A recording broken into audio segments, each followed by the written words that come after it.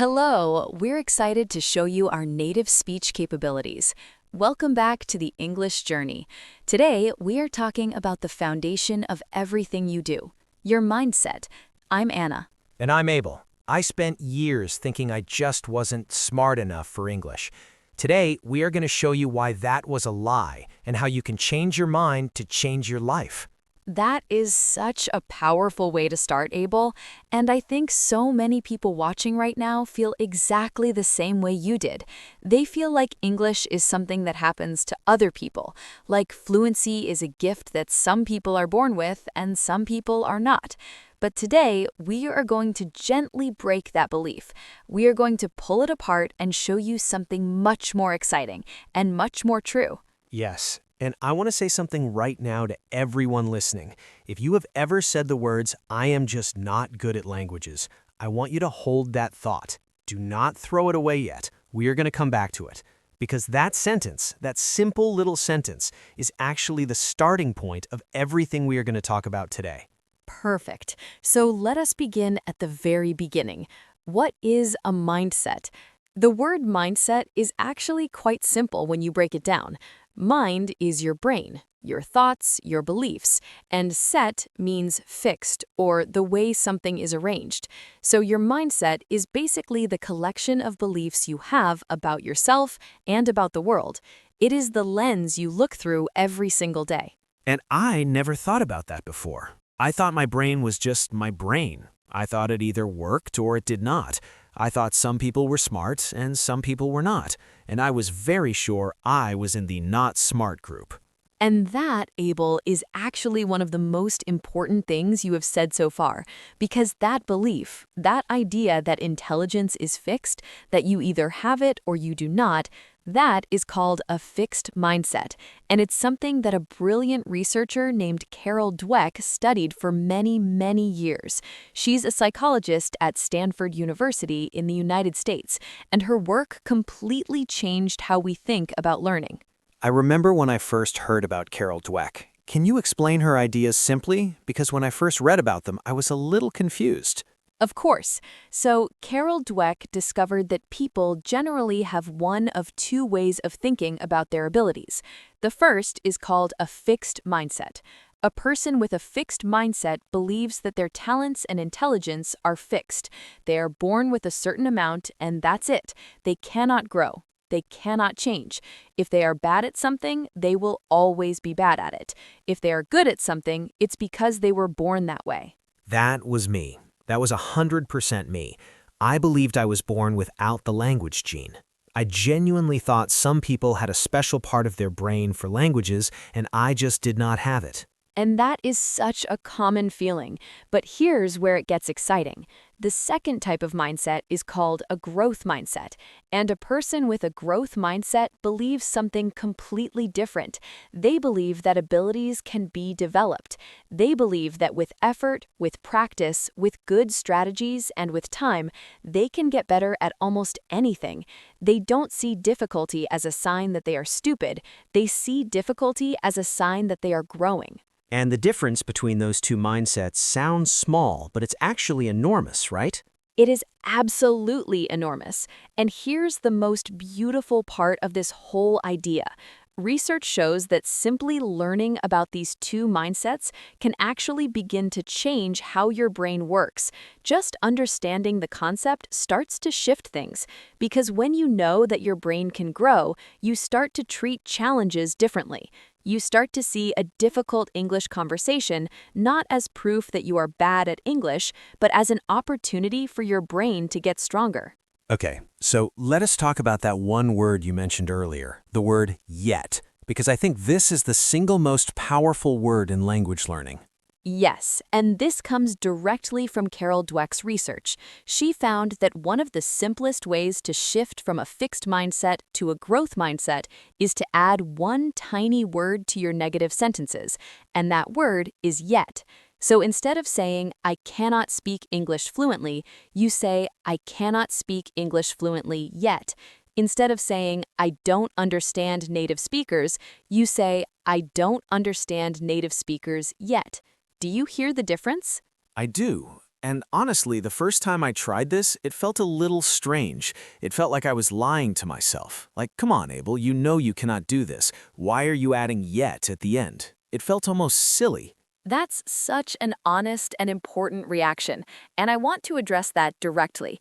It doesn't feel natural at first. It feels uncomfortable, but that uncomfort is actually very important, and we're going to come back to that idea several times today. The word yet is not a lie. It is a statement of possibility. It is your brain saying, this story is not finished. I am still in the middle. The ending has not been written yet. And when I really let myself believe that, things started to change. Not immediately, not magically, but slowly I started to show up differently. I started to try more. I started to be less afraid. And that brings us to one of the biggest topics in language learning psychology, fear, specifically the fear of making mistakes. Abel, can you talk about this from your personal experience? Because I know this was a huge part of your journey. Oh, this is the topic I feel most strongly about. Because for years, I said almost nothing in English. Not because I did not know any words, I actually knew quite a lot of vocabulary. I had studied grammar, I had watched videos. But when it came time to actually open my mouth and speak, I froze every single time. I would think of something to say and then immediately think, no, what if I get the verb wrong? What if my accent sounds strange? What if people laugh?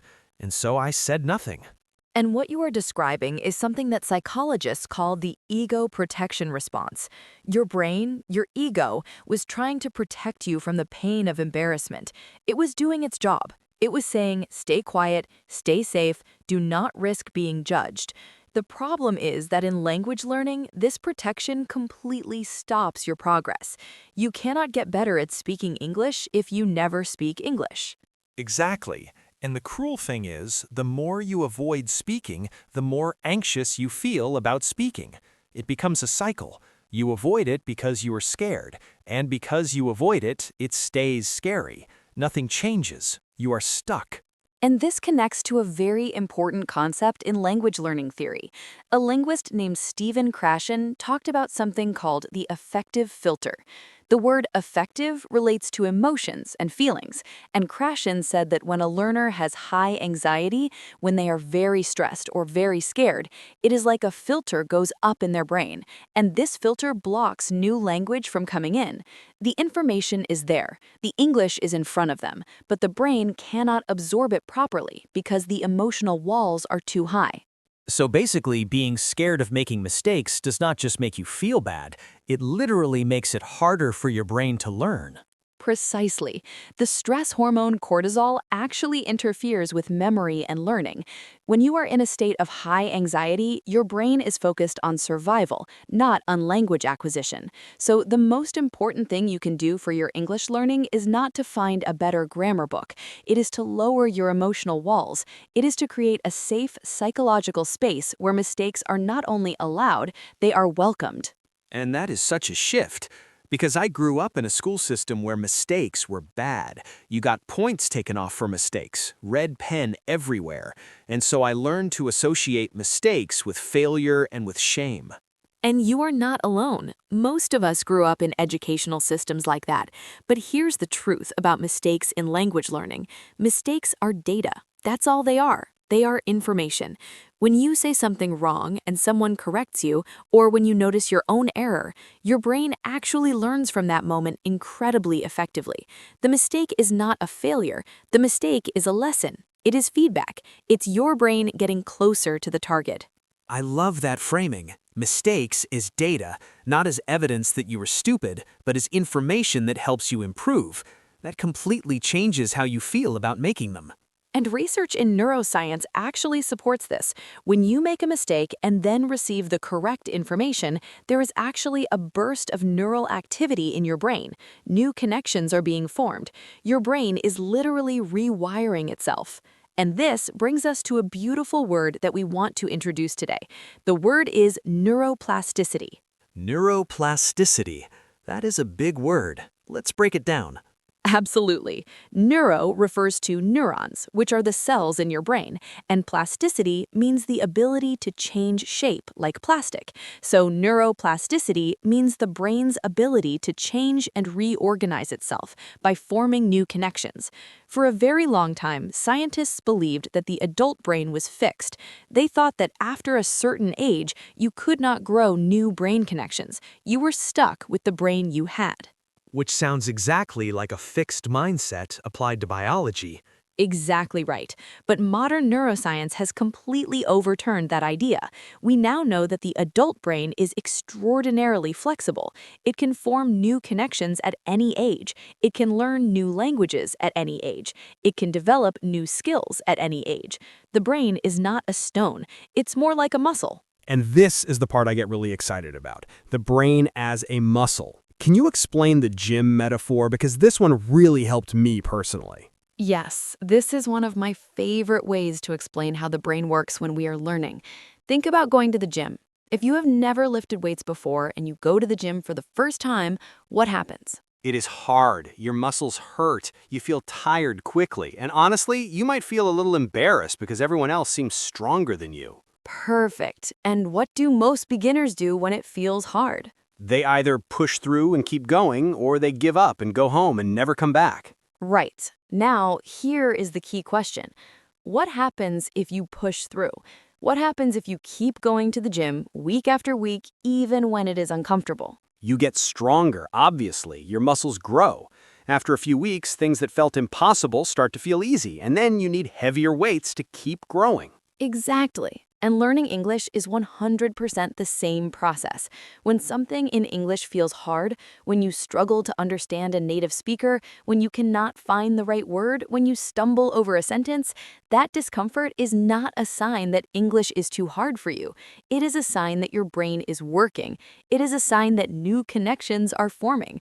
The struggle is the growth. And when I understood that, I stopped running away from difficult English. I started to seek it out a little bit, because I knew that if it was easy, I probably was not growing. The difficulty became a kind of signal, like, okay, this is where the real work happens. That is such a mature and powerful approach, and there's actually a term for this in educational psychology. It's called desirable difficulty. It means that a small amount of struggle, the right amount of struggle, is actually desirable. It's good for learning. Too easy and you're bored and not growing, too hard and you're overwhelmed and shut down. But right in the middle, in what educators call the zone of proximal development, that's where the magic happens. So struggling with English is not a problem to be solved. It's actually part of the process to be embraced. Beautifully said. Now, let's talk about something very practical, because I know that understanding these concepts is important, but you also need tools, practical things you can do today to start changing your mindset. And one of the most important tools is learning to catch and change your negative self-talk. Oh, self-talk. Yes, this is something I had to work on a lot, because the things we say to ourselves inside our heads are often really, really unkind. They are. And research shows that the average person has somewhere between 50,000 and 80,000 thoughts per day. And for many people, a large percentage of those thoughts are negative, especially about themselves. And when you're learning a language, those negative thoughts can be incredibly powerful and incredibly damaging. Things like, I will never be fluent, or my accent is so embarrassing, or everyone can see that I do not know what I'm doing. I said all of those things to myself regularly. And here's what I want you to do. The next time you catch yourself saying something like that, I want you to treat it like a scientific observation. Don't fight it. Don't feel ashamed of it. Just notice it. Say to yourself, I'm having the thought that I will never be fluent. Because when you say it that way, you create a small distance between yourself and the thought. You're not the thought, you're the one observing the thought. That's a mindfulness technique, right? Yes, it comes from mindfulness and acceptance-based psychology. And once you've noticed the thought, the next step is to gently and kindly challenge it, not by forcing yourself to think the opposite, but by asking a simple question. And the question is this absolutely true? Is there any evidence that this thought is not completely accurate? So if I think, I will never be fluent, I can ask myself, is that absolutely true? Or is it possible that with time and practice and the right mindset, fluency is within reach? Exactly. And then the third step is to replace the negative thought with a more helpful and more accurate thought. Not necessarily a wildly positive thought, not something like, I'm amazing and fluency is easy, because that would feel fake, but something honest and encouraging, something like, learning English is challenging and it takes time. I'm making progress. Every day I practice, I get a little closer to my goal. That feels real. That feels like something I could actually believe. And believing it is the key, right? You can't just say the words, you have to start to feel them. Absolutely. And this is why consistency is so important.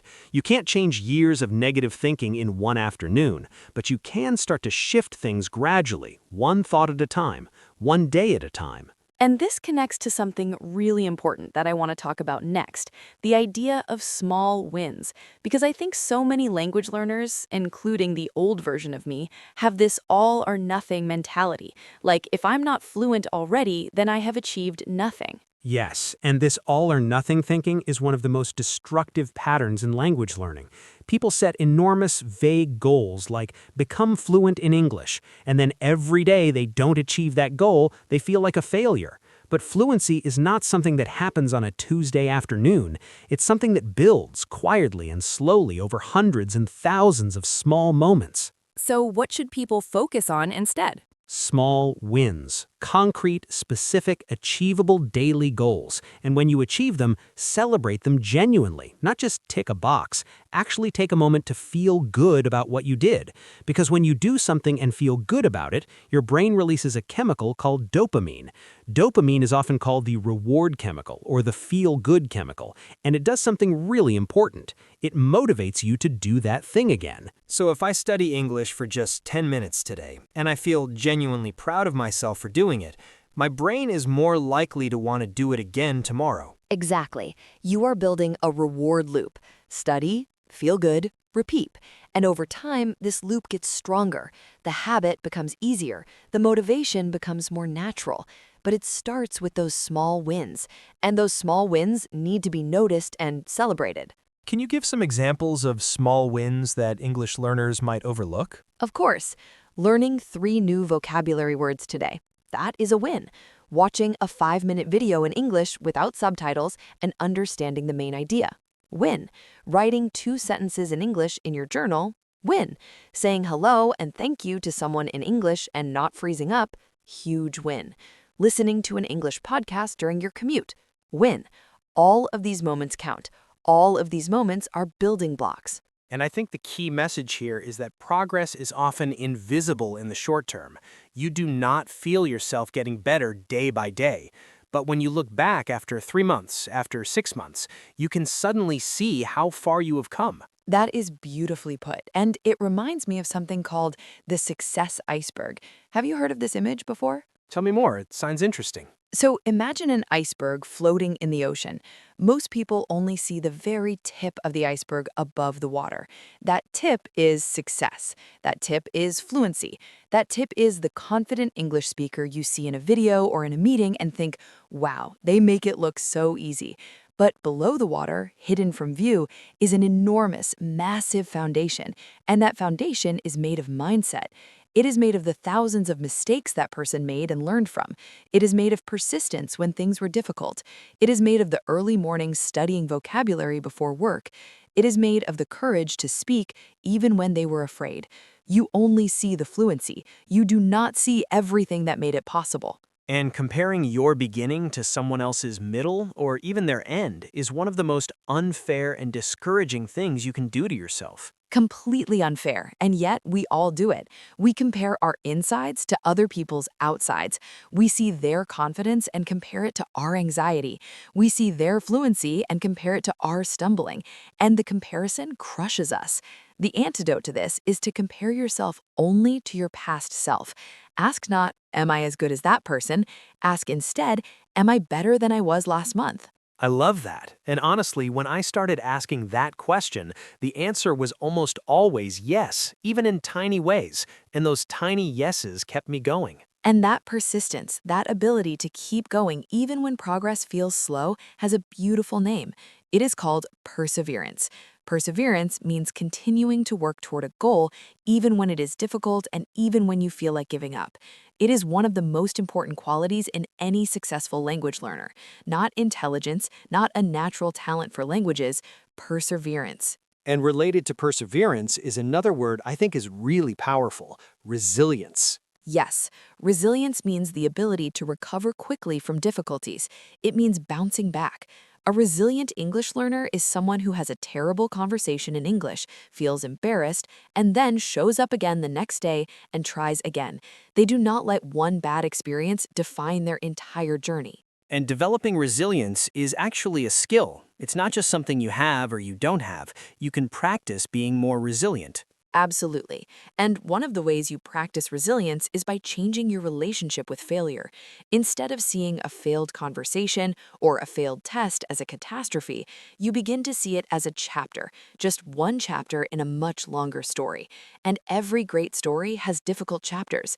The difficult chapters are not the end. They are part of what makes the ending so meaningful. Okay, so we've talked about the power of mindset, we've talked about fixed versus growth thinking, we've explored the fear of mistakes and why the brain blocks learning when it's stressed, we've used the gym metaphor to understand that struggle means growth, we've discussed how to catch and change negative self-talk, and we've talked about celebrating small wins and understanding perseverance and resilience. Now, I want to talk about something very practical for the morning, a daily mindset habit. Because understanding all of this is wonderful, but how do you actually make it part of your daily life? This is so important because information without application stays just information. So let me share a very simple morning mindset exercise that takes only about 5 minutes. You can do it before you look at your phone, before you check social media, even before you have your coffee, and it can genuinely shift the entire tone of your English learning day. I'm ready. Walk us through it. Step 1, take 3 slow, deep breaths. This sounds simple, but it's scientifically important. Deep breathing activates your parasympathetic nervous system, which is the calm, rest, and digest part of your brain. It lowers cortisol, it lowers your stress response, it literally prepares your brain to receive and process new information. So before you do anything else, 3 deep, slow breaths. Simple, doable. What's step 2? Step 2 is what I call the English intention. Say out loud or write down one English-related intention for the day. Not a goal like study for 4 hours. An intention is something softer and more personal. Something like, today I will notice English around me and feel curious about it. Or, today, when I make a mistake, I will treat it like a scientist collecting data. Or, today, I'm going to speak one sentence in English, even if it's not perfect. Choose one, just one, and say it with meaning. And speaking it out loud, actually hearing yourself say it, that makes it more powerful, right? Research suggests that verbalizing an intention increases the likelihood of following through with it. Your brain hears you commit to something. It takes it more seriously than just a vague thought. Okay, step 3? Step 3 is the growth mindset affirmation. And I know some people feel uncomfortable with affirmations. They feel fake or embarrassing. But this one is grounded in neuroscience. Simply say to yourself, my English ability is not fixed. My brain is growing every time I practice. I have enormous potential that I haven't yet discovered. And then add the word yet to any negative belief you're carrying that morning. I cannot speak confidently yet. I cannot understand fast speakers yet. I cannot write fluently yet. Let that word do its work. And over time, doing this every morning, these thoughts start to actually feel true because you're reinforcing them every single day. Exactly. You're literally practicing a new pattern of thinking. And the more you practice it, the more natural it becomes. The more natural it becomes, the more it influences your actual behavior. And your behavior is what creates your results. So the chain is mindset shapes thoughts. Thoughts shape behavior. Behavior creates results, and results reinforce or change your mindset. It is a cycle, and the question is, which direction is your cycle going? That is a perfect summary. And the beautiful thing is that you can intervene at any point in that cycle. You can change your mindset directly through exercises like the morning routine. You can change your behavior directly by committing to small daily English practice. And you can use your results, even your small wins, to feed back into a more positive and more growth-oriented mindset. I want to say something personal before we wrap up today, because I think it is important. When I was struggling with English, when I was silent in every conversation, when I was convinced I was not smart enough, the problem was not my English. The problem was my story about my English, the story I was telling myself every single day. In the moment I started to change that story, everything else began to change with it. And that is the most important thing anyone will hear today. Your language ability is not the ceiling. Your belief about your language ability is the ceiling. And beliefs can be changed. They can be updated. They can be replaced with something more true, more kind, and more powerful. So if you are watching this right now and you have been telling yourself that you were just not good at English, I want to ask you to do one thing. Add one word to that sentence. Say, I am not good at English yet. And then come back tomorrow and say it again, and the day after that, and do not stop saying it until the day comes when you realize it is no longer true, because that day will come. It absolutely will come. Perseverance, resilience, neuroplasticity, potential. These are not just vocabulary words for today's lesson. These are words that describe you, each one of them, right now, in this moment. The only question is whether you choose to believe it. And we genuinely, sincerely believe that you can. We would not be here if we did not believe that. Before we finish today, let us do a quick vocabulary review of all the important mindset words we used today. The first word is mindset. Your mindset is the collection of beliefs you hold about yourself and the world. The second word is fixed mindset. This is the belief that your abilities are set and cannot change. The third word is growth mindset. This is the belief that your abilities can be developed through effort and practice. The fourth word is neuroplasticity. This is your brain's amazing ability to form new connections and change throughout your entire life. The fifth word is perseverance.